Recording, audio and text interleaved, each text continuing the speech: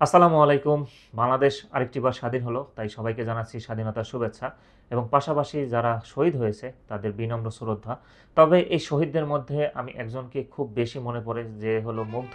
আসলে মুগ্ধ ছিল একজন ফ্রিল্যান্সার আমাদের মতো। আমিও দীর্ঘদিন যাবৎ ফাইবার মার্কেট প্লেসে কাজ করে আসতেছিলাম। মুগ্ধ সেরকমই একজন মানুষ ছিলেন, একজন রেমিটেন্স যোদ্ধা ছিলেন, যে ফাইবার মার্কেট প্লেসে দীর্ঘদিন ধরে কাজ করতেছে। যা নিয়ে ফাইবার মার্কেট প্লেসও তাকে নিয়ে একটা পোস্ট করেছে, অলরেডি আপনারা সেটা দেখতে পেরেছেন।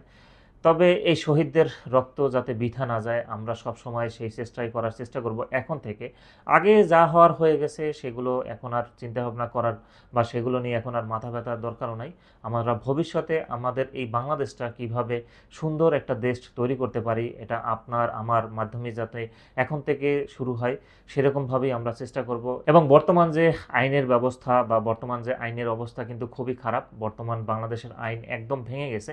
এজন্য যারা বাইক প্রেমিক বা যারা ট্যুর লাভার, বিভিন্ন জায়গায় যারা ট্যুর দিতে চাচ্ছেন বা বাইক নিয়ে যারা বের হচ্ছেন, তারা খুবই একটু সাবধানে বের হবেন। বা বর্তমানে আইনের অবস্থা বা আইনের পরিস্থিতি তেমন একটা সুবিধাজনক না। এই জন্য যারা খারাপ লোক আছে তারা কিন্তু সবসময় এইটা সুবিধা নেওয়ার চেষ্টা করবে।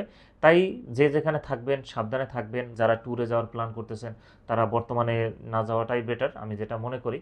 তারপরও দেশের পরিস্থিতি স্বাভাবিক হলে আমরা বাংলাদেশের যে কোনো প্রান্তে আবার নতুন করে সেই পুরনো ভাবে আবার সব কিছু দেখতে পারবো। আমার যেটা অনুরোধ থাকবে, পরিস্থিতি স্বাভাবিক না হওয়া পর্যন্ত বাইক ট্যুরিং বা যারা ট্রাভেল করতে চাচ্ছেন, বিভিন্ন জায়গায় যেতে চাচ্ছেন, আপাতত সবাই স্টপ করে রাখেন। বাংলাদেশের পরিস্থিতি স্বাভাবিক হলে আবার আমরা বা আবার যার খুশি যে এখানে যেতে পারবেন। আর খুবই শীঘ্রই বাংলাদেশের তত্ত্বাবধায়ক সরকার গঠন হবে, আর তত্ত্বাবধায়ক সরকার গঠন হলে বাংলাদেশের যে পরিস্থিতি স্বাভাবিক পর্যায়ে চলে আসবে।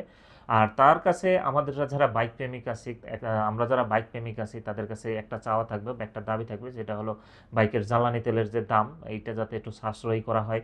এছাড়াও যারা সিনিয়র লেভেলের বাইক প্রেমিক আছে বা যারা বাইককে ভালোবাসে, যারা সিনিয়র লেভেলে আছেন, তাদের যদি আরও কোনো দাবি থাকে, ন্যায্য দাবি থাকে, সেগুলো আমরা সাপোর্ট করে থাকবো। আমিও আসলে কোথাও বের হচ্ছি না, এজন্য মোটোগুলোকে বা ভিডিও ঠিকমতো দেওয়া হচ্ছে না এতদিন, দেশের পরিস্থিতি স্বাভাবিক না হওয়া পর্যন্ত। তাই আল্লাহর রহমতে দেশ এখন স্বাভাবিক পর্যায়ে আস্তে আস্তে আগাচ্ছে।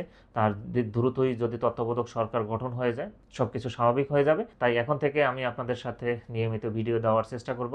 সবাই আমার জন্য দোয়া করবেন। যে যেখানে থাকবেন সবাই সাবধানে থাকবেন, সুস্থ থাকবেন। আপনাদের সাথে দেখা হবে পরবর্তী কোনো নতুন ভিডিওতে।